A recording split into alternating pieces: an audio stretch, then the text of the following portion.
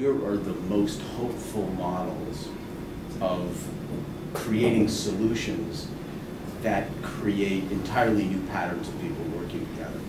And one place that I find that is in some of these multi-stakeholder coalitions around terrible problems. We're involved in this palm oil issue, which has wiped out half of the rainforest in Indonesia and Malaysia. I mean, it just has terrible social consequences, terrible environmental consequences, terrible health consequences.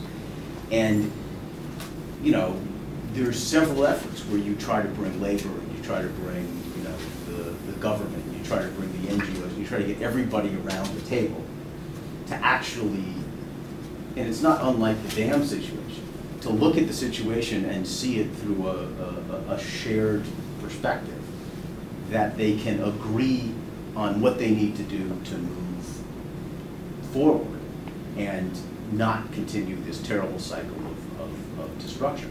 It's happening in the cocoa industry, where 50% of all the people in the world that buy and make cocoa are now in one dialogue about, you know, how to reform a terribly, terribly, terribly destructive industry. The Obama administration and elsewhere, there's this, it doesn't really have a name yet, but it is multi-stakeholder, non-exit conversation.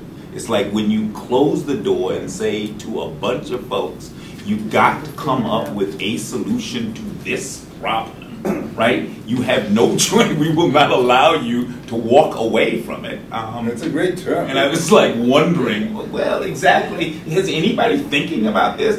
Because I also think it's the method that Obama is using. Yeah. He's essentially closed the door on a bunch of folks, put the insurance industry, a whole bunch of folks in a room on healthcare and said, there's no, you cannot come out without a set of solutions around this set of issues. And we've done it in a bunch of things and promised to do it in a bunch of others.